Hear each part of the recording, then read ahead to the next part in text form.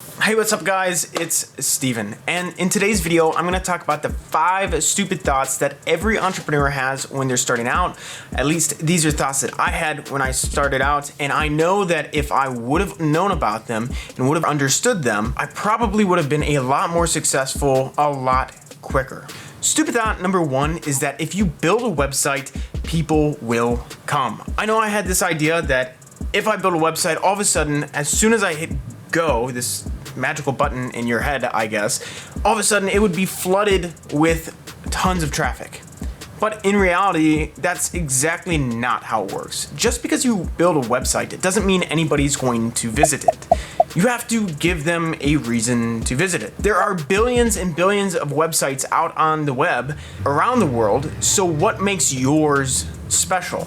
Now, there's a ton of examples that you could say about, say, Facebook or Robinhood or some of these other one-off examples of companies that seemingly blew up overnight and became an instant success.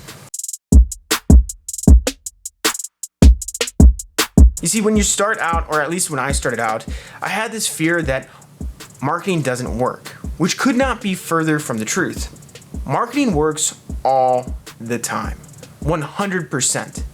The question isn't, does marketing work? It's how efficiently does marketing work? The more efficient you can convert a cold lead to a hot lead to a client, meaning it takes you less dollars for them to know who you are, the more successful you will be.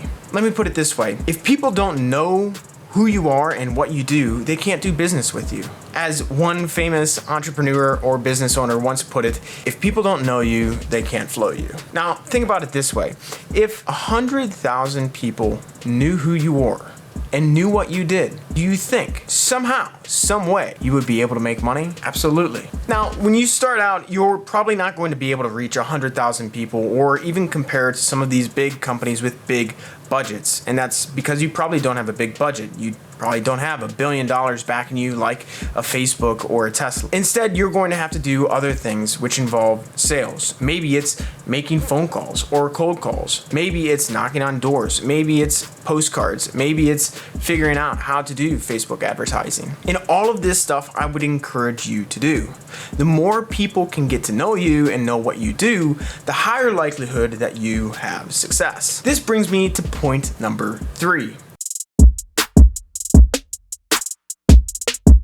Many times, entrepreneurs or people starting a business severely underestimate just how much work it's going to take in order to make this concept or dream that you're trying to start an actual reality. For example, when I was getting started in real estate, I came up with a letter. It was a prospecting letter, and I sent it out. And I was worried that, oh no, somebody would actually respond, which is kind of a weird worry to have, but it's not actually that uncommon. Now, I did everything right in the idea of I need to reach out and I put together a letter and all of that. However, the idea that if you send out one letter and you're gonna get a response back is actually incredibly dumb. One letter in and of itself is not gonna do anything.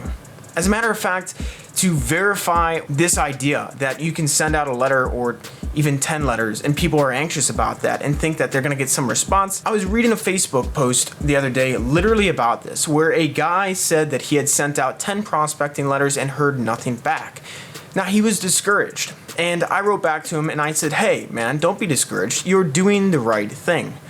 The problem is you're not doing it with enough volume. Now, if you take your 10 letters, or in my case, when I sent out 1, if I would have scaled it up to 100, or if he scales his up to 100, the odds of getting something back are still small, but a lot higher than just sending out 1 or 10 letters. Scale it up even more to 1,000 letters, and the likelihood that you are going to hear something back continues to increase. And when you're starting a business, what you need to do is do so much volume and so much effort that it would become unreasonable for you not to be successful.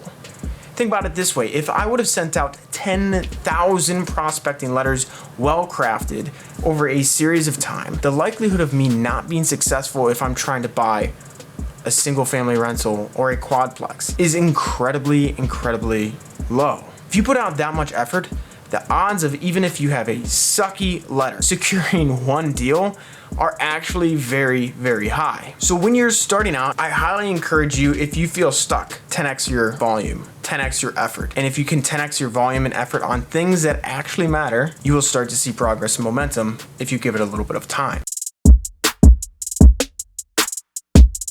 Point number 4 is thinking that people care. Honestly, when I started out, I got a little bit anxious about what other people would think of me when I was doing whatever I was doing. They would think maybe I'm crazy or dumb or make fun of me. But oftentimes, this is just the voice that's in your head. And in reality, most people really do not care. Honestly, they don't give a darn about you because they're too concerned about whatever they're doing in their own life. Think about it this way. If you think about somebody who is twice removed from you, so not your friend, but maybe your friend's friend who knows you as an acquaintance, what is the likelihood that they think of you every day, let alone once a week? Probably, to be honest, low. Why? Because they're concerned with other things that pertain to them. Now, if people aren't even thinking about us, why should we worry about what they think about us? And better yet, if they do think about us, at least we have popped into their mind. And that goes back to marketing. You need to get in front of people. And if somebody's gonna make fun of you for what you're doing, the reason they're probably making fun of you for what you're doing is because you're actually chasing your dreams. You're trying to make it happen. And with enough volume, you will make it happen.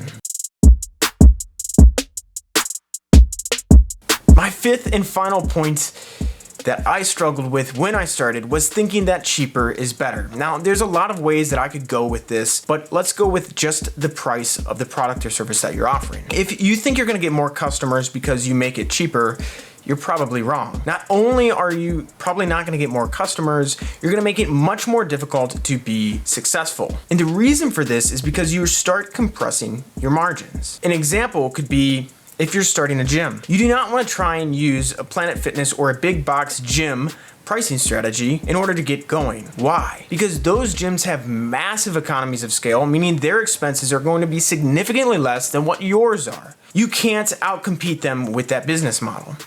But what you can outcompete them with is a higher priced model that provides actual better service. So instead of thinking like a commodity, you're a luxury good. This will expand your margin and you will make more money. Another example, it would be better to try and sell a $10,000 product than a $100 product, even if the margins are exactly the same. Think of a 50% margin on a $10,000 product. You make one sales, you make $5,000. The likelihood of you being able to sell a $10,000 product is a lot higher than if it is a $100 product. Cheaper people are hard to sell to.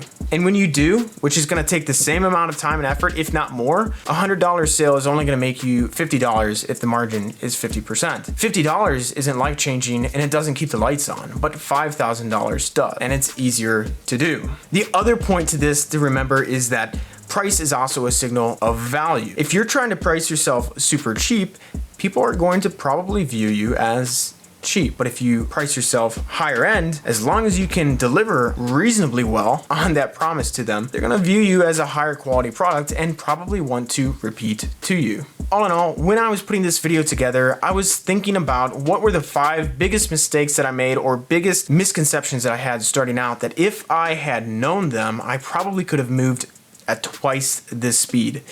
Hopefully this video provides some value to you. If you're struggling with any of these problems, I hope that this helps you get over them and move quicker. If you found value in this video, please like, share, and subscribe, and I will try to get better and post more of these videos. I will see you in the next one. See ya.